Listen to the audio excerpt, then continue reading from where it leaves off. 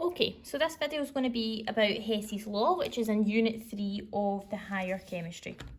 Okay, so first of all, when we're talking about Hess's Law, we're talking all about energy.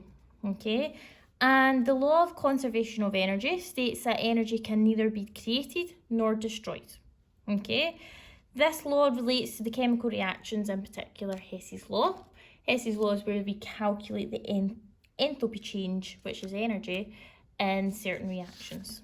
Okay, so Hess's law states that the enthalpy change in converting reactants to products is the same regardless of the route at which it takes place. Okay, so for example here, if we were to go A to B, okay, A to B is equal to delta H1. If we were to go A to C to B, we're still starting in the same place and ending in the same place. You would do delta H2 plus delta H3, but these would all equal the delta H1, okay? So delta H1 is A to B. If I was to go like this, it would have the same energy, but also if I was to go delta H4, add delta H5, add delta H6, it would also be the same energy. Okay, so when we're looking at questions to do with Hess's law like this, you need to make sure the arrows are going in the direction that you want them to go. So for example, if I was asking to go from A to B in the route that I would pass D and E. Okay, so this is easy because I could go A to D to E to B. Okay, but sometimes your arrow isn't the way you want it and your arrow's the opposite way. This is how they like to catch you out.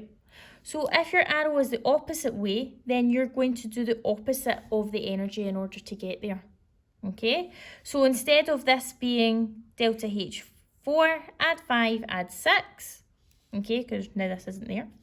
Okay, what's going to happen is because you're going to minus it, because your arrow is the opposite way in which you're wanting to go. So you're going to do delta H4, add 5, minus delta H6.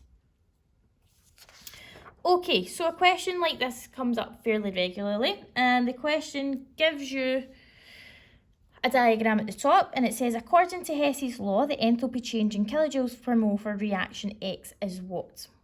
Okay, so this is an example of that type of question. So if we're wanting to go from here to here, we're trying to figure out what this energy is here. Okay, it's telling you that if you go from this point to here, the energy is minus 394 kilojoules per mole. If you notice, the arrow is going in the exact direction that you want, therefore you're just going to write that down. Okay, and then you're going from CO2 back up to here. Okay, but your arrow's going the opposite way now. Okay, so what we're going to have to do is we're going to have to minus the minus 283, which in total is going to be 394, add 283 altogether. Okay, so with total, what's happening is you're going from here to here to here. So you're going to have minus 398 going this way, and then you're going to add 283 this way. So if we do that in the calculator, minus 394, sorry, add 283 is going to give us minus 111, and your answer is here. That's in kilojoules per mole.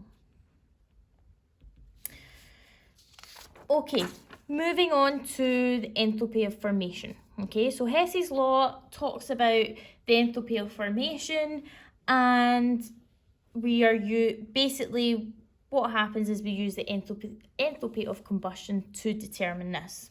Okay, so the enthalpy of formation for your Hess's law, the definition is the enthalpy change when 1 mole of a substance in the standard state is formed from its pure elements under the same conditions. Okay, something you do not need to memorise, don't worry about that. All you need to know is how to answer the questions. Okay, so you're given something like this. So you're given carbon solid plus 2H2 gas goes to CH4 gas.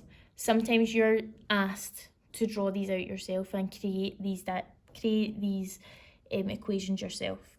So your step 1 is, unless n values are given to you, go to page 10 in the data booklet and find the standard enthalpy of combustion.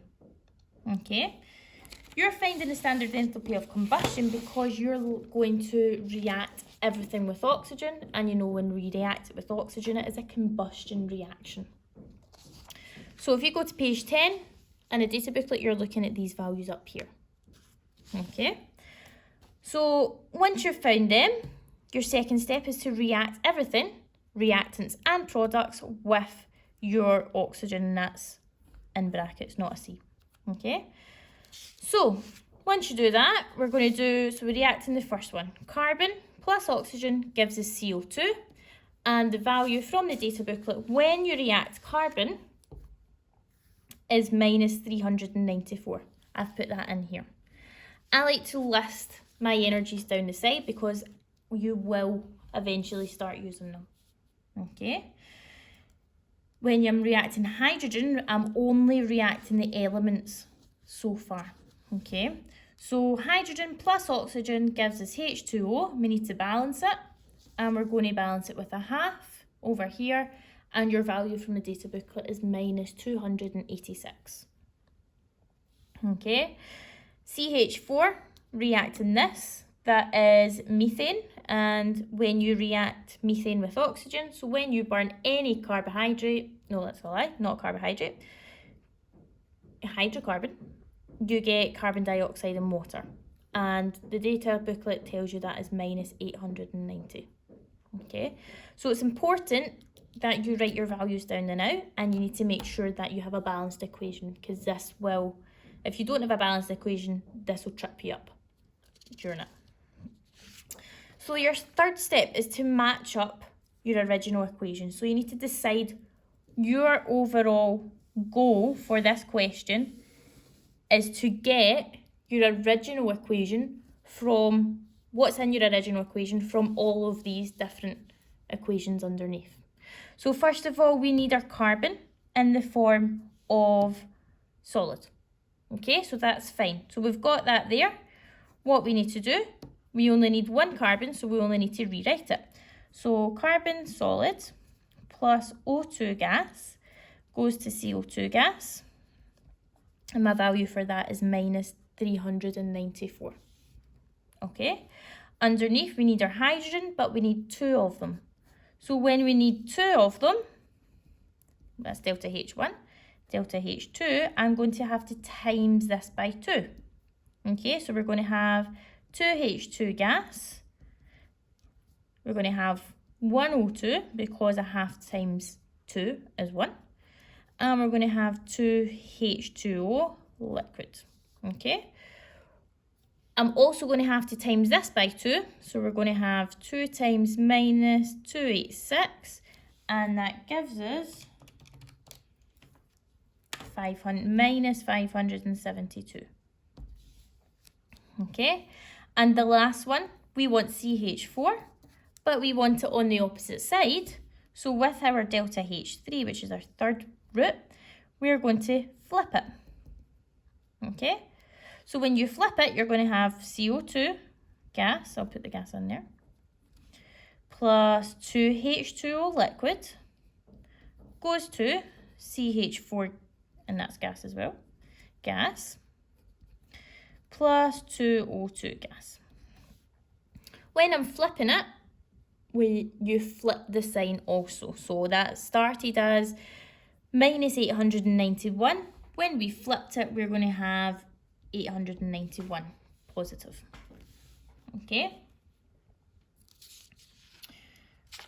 Once we've got that, you're literally going to circle what you need. So to get back to our first equation, we're going to need a carbon, we need 2 hydrogens, and we need a CH4. Here is the satisfying part. Everything else should cancel out. Okay, so we're going to cancel out our carbon dioxides, we're going to cancel out our waters, and we've got 2 oxygens here, and we've got 2 here. Okay, so this is saying that our overall delta H is going to be delta H1 plus 2 times delta H2, and we're going to minus delta H3. But you don't have to use these values underneath because you've already calculated and changed your values here. So what you need to do is you're going to do minus 394, add minus 572, and then you're going to add that to 891, and this is going to be your total value. So when you put that in, we're going to do minus 394, add minus 572, add 891, and your total value is going to be 7 minus 75 kilojoules per mole. Okay, example 2. So again, this one's a little bit different. You're given your original equation. This is your aim. This is what you're going to get to. And you are given your values here. So when you're given the equations in the actual question, you don't need to use the data booklet to write down the equations. You don't need to figure out the equations yourself. Usually when you're given the equations, you're given the values also. Okay, so your first step is to recognise what you're going to need. So carbon, and we've got carbon here, we're going to need 3 of them. So we're going to need to times delta H1 by 3. So we're going to have 3 carbon solids plus 3 O2 gas goes to 3 CO2. Okay, and we're also going to have to times this by 3. So we're going to do minus 394 times 3. It's going to give you minus 1182. Okay, your next step's your hydrogen, and you need 2 of them for your answer. So delta H2, and we're going to times this by 2. So we're going to have 2H2 gas plus O2 gas goes to 2H2O liquid. And again, we're going to times this value by 2 also. So we're going to do minus 286 times 2, oh, lost my answer there, is minus 572. And again, we need our propane, that's not propane, yes, propane, okay, but we need it on our product side, so we're going to have to flip it. So delta H3, we're flipping it. So we're going to have 3 CO2 gas plus 2 H2O liquid goes to C3H4 gas plus 4 O2. Okay, when I'm flipping it, I'm changing the sign, so we're going to have 1939 altogether. So your next step, circle what you need. So we need 3 carbons, we need 2 hydrogens, and we need your propane, C3H4. Everything else should cancel out.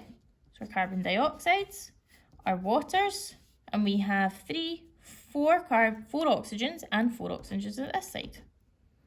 Okay, so your overall delta H is going to be delta H3 times delta H1, add 2 times delta H2 minus delta H3.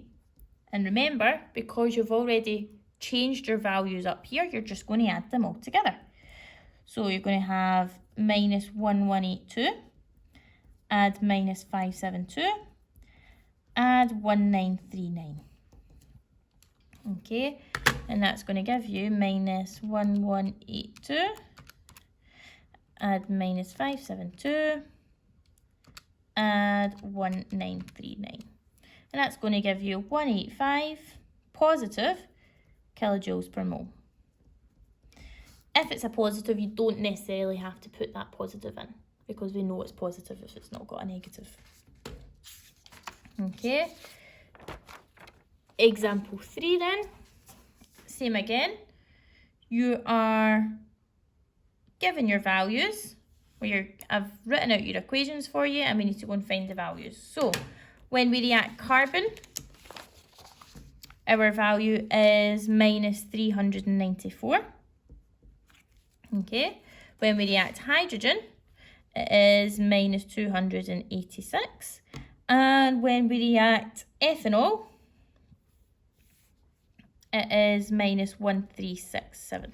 That's the values we're working with here. Okay, so again, we need 2 carbon atoms. So we're going to need to times delta H1 by 2. So it's going to be C2S plus 2O2 gas goes to 2CO2 gas, and we have to times this by 2, so we're going to do minus 394 times 2 is minus 788. Okay, your next one, how many hydrogens do we need? We need 3, so we need to times delta H2 by 3. So we're going to do 3H2 gas plus 1.5 O2 gas times 3H2O liquid, and if we're timesing this by 3, it's going to give you 286 times 3 minus 858. Okay, and your last one then, what we're going to have to do, we want this on the opposite side, so we're going to have to flip it. So delta H3, you're flipping it. So we're going to do CO2 gas plus 3H2O liquid goes to C2H5OH plus 3O2 gas. Okay, and if we're flipping it, we're changing the sign, so it's going to give you 1, 3, 6, 7. Okay, circle what you need. So remember, this is the equation we're looking for up here. We need our 2 carbons, we need our 3 hydrogens, and we need our ethanol. Okay, what will happen to get your oxygen, once you cancel them out, you should be left with your oxygen. So our 2 CO2s cancel out, 3 H2Os cancel out. I've got 3 here, 3 oxygens, and I've got 2, 3.5. So 3 of their oxygens are going to cancel out and leave a half, and that's going to cancel out. Okay, because I've got 3.5 here, and I've only got 3 here, so this leaves me with half an oxygen. So we're going to have our delta H is equal to 2 times delta H1, 3 times delta H2 minus delta H3. And remember, your values, have already calculated what you need over here. So you're going to do 788 add minus 858 add 1367. And when you put that into the calculator, so minus 788 add minus 858 add 1367 gives you minus 279 kilojoules per mole.